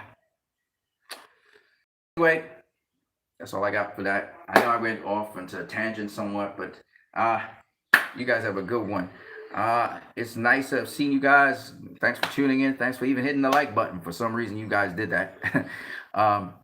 Picache's. I'm going to be streaming Nair Replicant on Friday around this time when it's out, by the way. Oh, it's coming out? What is that? Can you tell me a little bit? Wait, Nair? No, I don't know anything about this thing. So you have to tell me a little bit about it. Do a little video or something on it. We can have a stream on it if you want to co-stream with me. It's okay. And give me a little breakdown on it. That sounds interesting. Hey, by the way, a couple things. First one, Arc. Arc is coming out. I don't know if I think it's in 2022 it's coming out. That's going to be really cool. Jay Oliver's behind that. It's a game, but it's also going to be an animated series. You guys should really check it out. I checked it out. It's pretty dope how they developed it from 7 years ago to the present time. The CGI is really improved significantly. And then the animated series is going to be happening. So I'm really, really amped about that. As Jay Oliver looks like he's going to be directing that animated series. And the other one is really cool is Trece. Trece is actually a Filipino graphic novel that actually came out in the 1990s, I believe it was. And the guy who constructed that graphic novel, actually, Jay Oliver is going to be doing that on, I think it's Netflix. He's going to be doing it. It's a sort of, it's kind of like sort of like a Constantine kind of, occultic kind of thing. And you guys might want to dig into that. I'm not really into the occultic stuff necessarily speaking, but I mean, it is a detective drama, so it's going to be occultic kind of spiritism thing. I'm not too really into that stuff though. Like Dawn of the Dead is not really my thing either with the zombie movies. That's not my genre. but I would do it just to check out what Zack Snyder's doing. But honestly speaking, that's not my thing. I'm not into the Dawn of the Dead stuff. I'm not into really occultic stuff. That's not really my thing. I'm not really into horror either. Um, but we'll see. I don't know. But I just wanted to put that out there. Also, there's a couple other films I want to talk to you guys about. Some of them came out already, but I really want to talk to you guys about one is on Vero, and I think it's on Vimo as well. And that was a movie done by the actress who played the major for General Swanwick, and I think she moved up the ranks with him as well in BVS when he was the general, the state, the Secretary of State, and she was like, I guess a general or something. I can't remember what she was. She wasn't a general. She was up high. She moved up with him.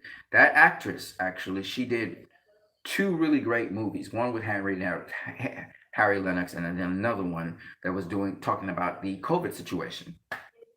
I try to remember what it was. And I really want you guys to check out those things. And I think her movies are on Vero as well as Vimeo. Um, hold on here. You said so much stuff there.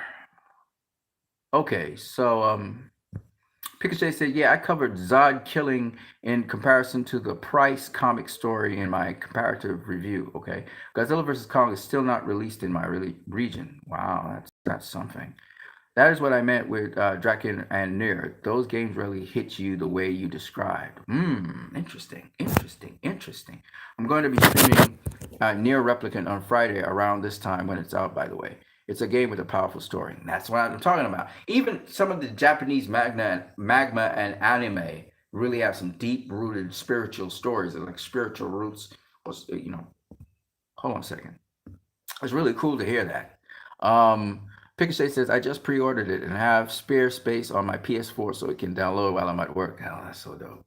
I'll be also working on remaking my Batman Child of Dreams manga reviews like I did with my Flashpoint video essay. Oh man, I can't wait. I can't wait to see your stuff, man. I hope you put up some more stuff on YouTube as well. So, yeah, guys, I'm getting out of here. I really spent a lot of time with you guys. I spent 2 hours. I never planned on doing that. I was actually just going to come out here, break some news, and just get out.